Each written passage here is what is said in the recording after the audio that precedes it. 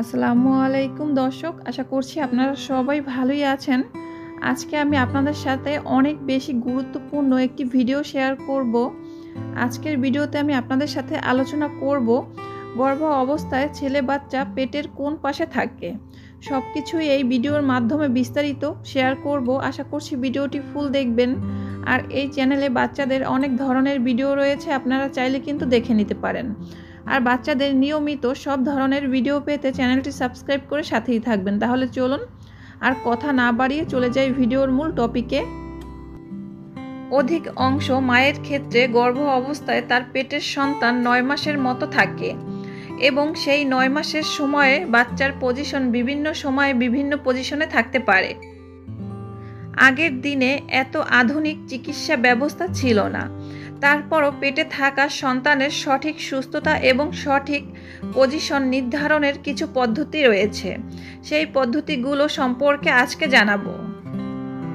সাধারণত গর্ভে যে সন্তানটি থাকুক না কেন সেটা মা বাবার জন্য আশীর্বাদ স্বরূপ এবং তাই এখানে যাচাই বাছাই করার কোনো প্রয়োজন নেই বাচ্চাটি ছেলে বা মেয়ে কোনটা। তারপর যদি বাচ্চার সুস্থতার জন্য এবং আপনার কৌতূহল বশত আপনি যদি কোনো ধরনের পরীক্ষা ছাড়া সেটা জানতে চান আপনার গর্ভে থাকা সন্তানটি ছেলে না মেয়ে কিভাবে বুঝবেন, তাহলে আজকে আমরা আপনাদের কিছু ধারণা দেব। এই ধারণা অনুযায়ী আপনারা একেবারে 100% কনফার্ম হতে পারবেন না বাচ্চাটি ছেলে না মেয়ে, তবে হালকা ধারণা পেতে পারেন। ছেলে সন্তান পেটের কোন দিকে থাকে? অনেক মা বিভিন্ন কমেন্টের মাধ্যমে জানতে চায় তার গর্ভের সন্তান ছেলে হওয়ার সম্ভাবনা কতটুকু এবং সেটা দেখে কিভাবে বুঝবেন। বাচ্চার পজিশন অনুযায়ী কিছুটা বোঝা যায় যে ছেলে বাচ্চা না মেয়ে বাচ্চা, তাই ছেলে বাচ্চার পজিশনগুলো আজকে জানাবো। গর্ভ অবস্থায় গর্ভে থাকা সন্তানটির পেট যদি নিচু হয় তাহলে এখানে অধিকাংশভাবে ধারণা করা হয় যে গর্ভে থাকা সেই সন্তান হচ্ছে ছেলে। আমরা আপনাদের এই ধারণা দূর করতে যাচ্ছি। তবে বৈজ্ঞানিকভাবে প্রমাণ পাওয়া গেছে যে দ্বিতীয়বার গর্ভধারণের ক্ষেত্রে পেট স্বাভাবিকভাবে নিচু হতে পারে এবং প্রথম সন্তানের ক্ষেত্রে বেশি উঁচু হয়।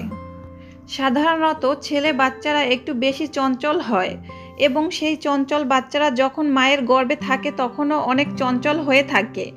সেই হিসাব করে গর্ভ অবস্থায় যে বাচ্চাটি বেশি নড়াচড়া করবে সেটা দেখে অনেকে ধারণা করতে পারেন গর্ভ অবস্থায় ছেলে সন্তান বেশি নড়াচড়া করছে। গর্ভের সন্তান ছেলে না মেয়ে কিভাবে বুঝবেন? গর্ভের সন্তান ছেলে না মেয়ে বোঝার বেশ কয়েকটি সহজ উপায় আছে।